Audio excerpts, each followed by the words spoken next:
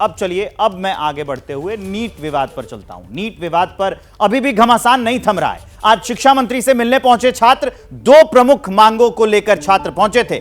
छात्रों की शिक्षा मंत्री से मुलाकात नहीं हुई। छात्रों की मांग वाले लेटर को रिसीव किया गया। जो ज्ञापन होता है वो छात्र सौंप कर चले आए। जो छात्रों की मांग थी वो लेटर रिसीव किया गया। ये हम आपको पुरानी तस्वीर दिखा रहे हैं। आज जो मुलाकात करने के लिए छात्र पहुंचे, उनकी दो प्रमुख मांगे थी।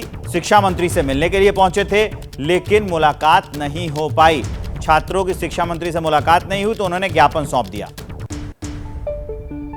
एग्जाम में ही गड़बड़ी है, अगर पेपर ही लीक हो गया है तो उस पेपर के बेसिस पे आप काउंसलिंग कैसे कर रहे हैं? ये तो बहुत सारे स्टूडेंट्स के लिए अनफेयर है।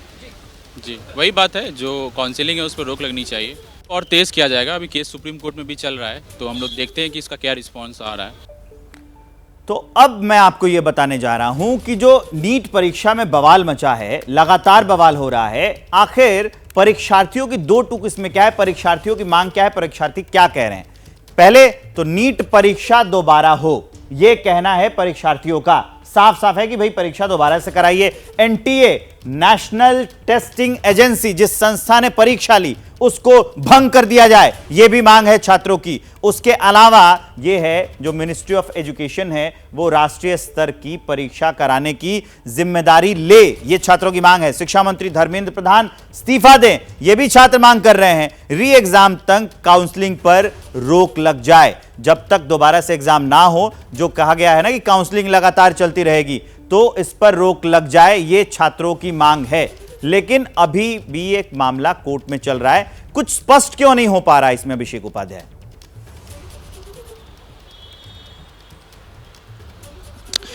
सबसे इसमें अहम बात यह है कि जो ग्रेस वाले छात्र हैं उनके एग्जामिनेशन की बात तो हो गई, लेकिन दूसरे जो छात्र हैं उनके कई सारे सवाल हैं। उनका एक बड़ा सवाल ये है कि वो बाकायदा उन सेंटर्स के नाम दे रहे हैं जिन सेंटर से ये जो टॉपर्स की लिस्ट आई है, और उनका कहना है कि वहाँ पर जो एग्जामिनेशन शीट वहाँ पर दी गई है और जो वहाँ पर टाइम स्पेंड हुआ है, कई ऐसी जगह शिकायतें आ रही हैं जहाँ पर टाइम लॉस हुआ है लेकिन ग्रेस मार्क नहीं दिए गए हैं।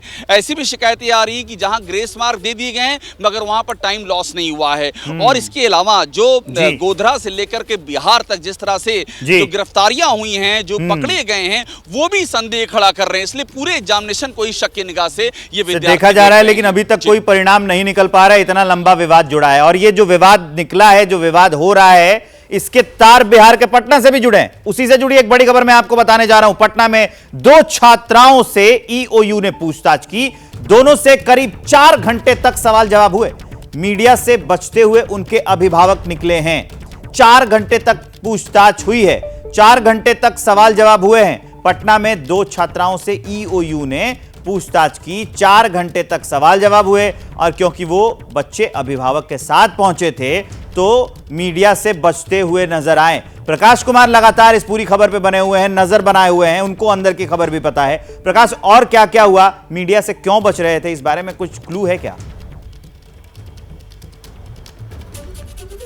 देखिए, जो छापेमारी हुई थी प्रश्न पत्र लीक को लेकर के, उसके बाद से जिन बच्चों के नाम आए थे, जिन गार्जियंस के नाम आए थे, जिनके चेक्स मिले थे, जिस चेकबुक में साफ लिखा हुआ था कि किसके नाम से और कब देना है, क्या है, पूरा ब्लैंक चेक एक तरह से था, उसके आधार पर उनको पूछताछ के लिए बुलाया गया था। कल ही से बुलाया जा रहा है, लेकिन आज सिर्फ 2 छात्राएं ही पहुंची।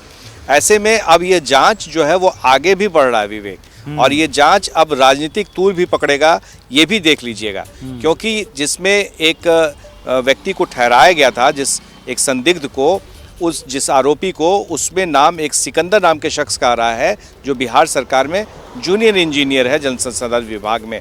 और उसके तार जो हैं वो जुड़ रहे हैं बड़े लोगों से, बड़े राजनेताओं से जुड़ रहे हैं। तो क्या इस तरह से इस मामले को आगे तूल पकड़ेगा? तो आप देखिएगा कि विजय सिन्हा जो डिप्टी सीएम हैं, उन्होंने जो ANI न्यूज एजेंसी को बयान दिए हैं, वो चौंकाने वाला बयान है। जी ठीक है, आप हमारे साथ बने रहिए। यहाँ ये सब कुछ जो गड़बड़ झाला चल रहा है ना, इस पर कुछ सवाल बनते हैं, वो मैं अब पूछने जा रहा हूं। सबसे पहले गोधरा में क्या हुआ कि करीब 2500 छात्रों ने सेंटर पर परीक्षा दी। 60 छात्रों के ही 500 से ज्यादा नंबर आए। इनमें 8 ऐसे छात्र हैं जिनमें 640 प्लस नंबर आए थे। ये गोधरा का मैं आपको बता रहा हूं। इसके अलावा बिहार में क्या हुआ कि 12 सेंटर पर 10,000 परीक्षार्थियों ने एग्जाम दिया था बिहार में। उसमें क्या हुआ, 5800 परीक्षार्थी ही मात्र उसमें पास हुए। इनमें 440 छात्र ऐसे हैं जिनके 600 प्लस नंबर आए और उसके अलावा करीब 5400 छात्रों के प्राइवेट कॉलेज लायक भी नंबर नहीं हैं। तो यहां पर यह भी सवाल बनता है कि अगर पेपर लीक हुआ तो नंबर इतने कम क्यों आए? क्या ये पेपर सब तक नहीं पहुंच पाया था या फिर जिसने खरीदा था उसी के पास तक ये पेपर पहुंच पाया था? क्या है माजरा अंकित गुप्ता?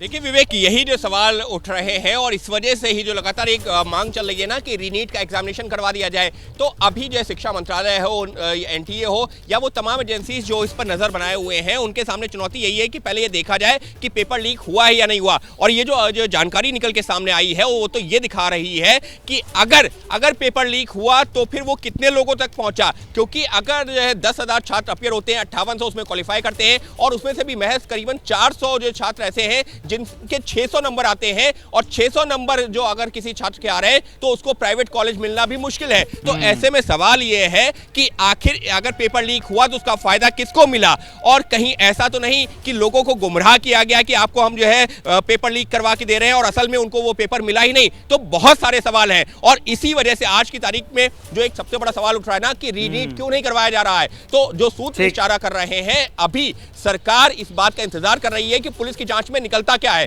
उसके आधार पर लिया जाएगा आगे का फैसला। जी ठीक है, ये काफी अहम जानकारी आप लोगों ने दी। आप सभी हमारे साथ बने रहिए।